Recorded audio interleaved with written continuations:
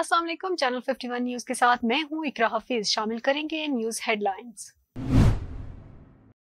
वज़ीर आज़म इनवारुल हक काकड़ का चीन के साबिक वज़ीर आज़म ली केचियांग के इंतकाल पर दुख का इजहार। निगरान वज़ीर आज़म इनवारुल हक काकड़ ने चीन के साबिक वज़ीर आज़म ली केचियांग के इंतकाल पर गहरे दुख और अफसोस का इजहार किया है। जुमे को अपने ट्वीट में वज़ीर आज़म ने कहा कि चीन के साबिक वज़ीर आज़म ली केचियांग के इंतकाल पर गहरा दुख और अफसोस हुआ है। वो पाकिस्तान के अजीम दोस्त थे। वज़ीर आज़म ने कहा कि हमें 2013 में उनका दौरा पाकिस्तान अच्छी तरह याद है।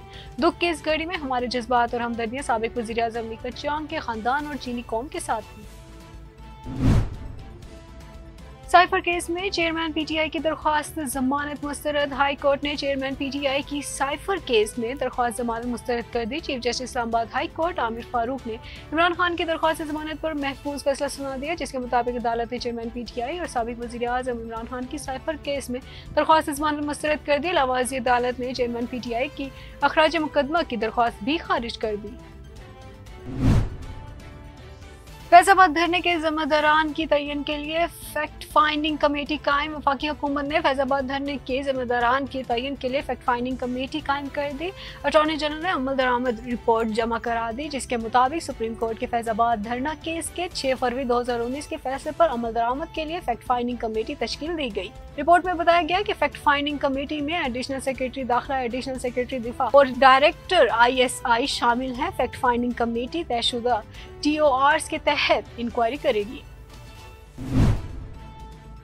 1 नवंबर से पेट्रोल मजीद 20 और डीजल 16 रुपए लीटर सस्ता होने का इम्कान। 1 नवंबर से पेट्रोल 20 रुपए जबकि डीजल 16 रुपए लीटर सस्ता होने का इम्कान है। मीडिया रिपोर्ट्स के मुताबिक 1 नवंबर से पाकिस्तान में भी पेट्रोल की कीमत में 20 रुपए और हाई स्पीड डीजल की कीमत में 16 रुपए फी लीटर कमी का इम्कान है। आलमी मार्केट में क्रूड ऑयल की कीमत में फी बैरल $5 कमी हुई है।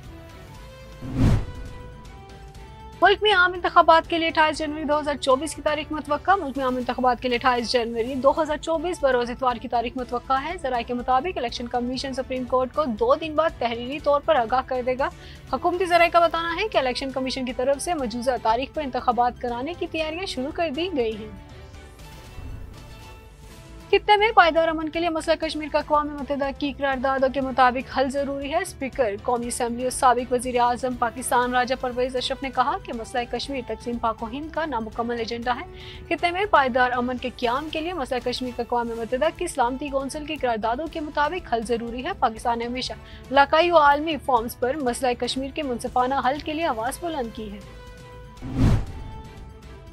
यौम सियाह के मौके पर दफ्तर खारजा से रैली निकाली गई। वफाकी वज़ीर इत्तलात और नशिया, सेक्रेटरी खारजा और हुर्रियत रहनुमाओं की शिरकत। मकबूजा कश्मीर पर भारत की गैर कानूनी तसल्लुत के खिलाफ यौम सियाह के मौके पर जुमे को वफाकी दारुल इस्लामाबाद में दफ्तर खारजा से कश्मीरी अवाम से इज़हार यकजहती के लिए एक रैली निकाली गई, जिसमें निगरान वफाकी वज़ीर इत्तलात और नशियात मुर्तज़ा सलंगी, सेक्रेटरी खारजा साइरस सज्जाद काजी, वफाकी सेक्रेटरी इत्तलात और नशियात ज़हूर अहमद, गुलाम मोहम्मद सफ़ी समेत कुल जमाती हुर्रियत कॉन्फ्रेंस के रहनुमाओं, सियासी और दीनी रहनुमाओं, अहम शख्सियात वज़ारत खारजा के अफसरान और जिंदगी के मुख्तलिफ शोबों से ताल्लुक रखने वाले अफराद की एक बड़ी तादाद ने शिरकत की। मेरी गिरफ्तारी के पीछे CPO रावलपिंडी का चेहरा छुपा है। Lahore high court Rawalpindi bench में शेख रशीद की गिरफ्तारी के खिलाफ दरख्वास्त पर समाअत हुई। जस्टिस सदाकत अली खान की अदालत में पेश होकर शेख रशीद ने कहा कि CPO और ये सब मेरे मुल्जिम हैं, मैं फी सबीलिल्लाह इन्हें माफ करता हूँ। शेख रशीद के बयान के बाद अदालत ने दरख्वास्त निपटा दी। बादशाह साबिक वजीर दाखिला शेख रशीद ने रावलपिंडी में मीडिया से गुफ्तगू करते हुए कहा कि मेरी गिरफ्तारी के पीछे CPO रावलपिंडी का चेहरा छुपा है। शेख रशीद ने कहा, मुझे गिरफ्तार पुलिस ने किया और बदनाम दूसरे लोगों को किया गया। मेरे घर के मुलाजिम खवातीन और बच्चों तक को नहीं छोड़ा गया। शेख रशीद ने कहा कि पिटीशन में जो कुछ लिखा गया था वो बिल्कुल दुरुस्त है। कबल अजीज सरबराह अवामी मुस्लिम लीग और साबिक वफाकी वज़ीर दाखिला शेख रशीद अहमद ने कहा कि जेलों में मौजूद बेगुनाह लोगों को आम माफी दिलाना मेरी जिंदगी का मिशन है। मुझे तवील अरसा जेल में रखने का मंसूबा है। साबिक वज़ीर आज़म इमरान खान ने अपने सपोर्टर्स के नाम पैगाम में कहा कि मैंने अपने वकला और पार्टी अहदेदारों को हिदायत की है कि वो मुल्क भर में कन्वेंशन मुनक्किद करें और जब भी इंतखाबात हों तो मुहिम शुरू करें। पाकिस्तान तहरीक इंसाफ के सरबराह इमरान खान के ऑफिशियल ट्विटर अकाउंट से एक बार फिर पैगाम जारी किया गया।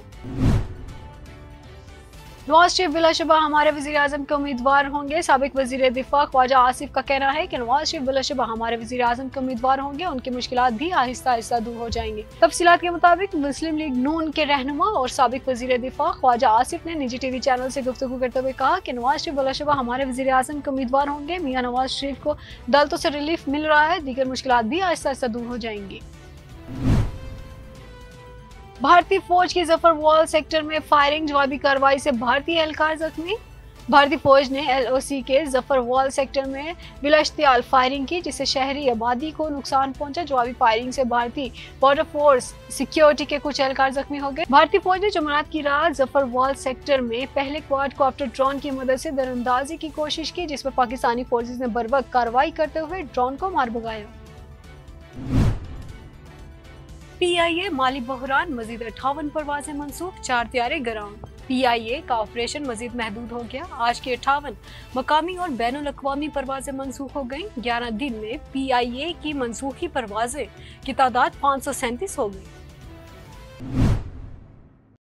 हेडलाइंस आपने जानी। न्यूज़ स्टूडियो से फिलवक्त के लिए इतना ही।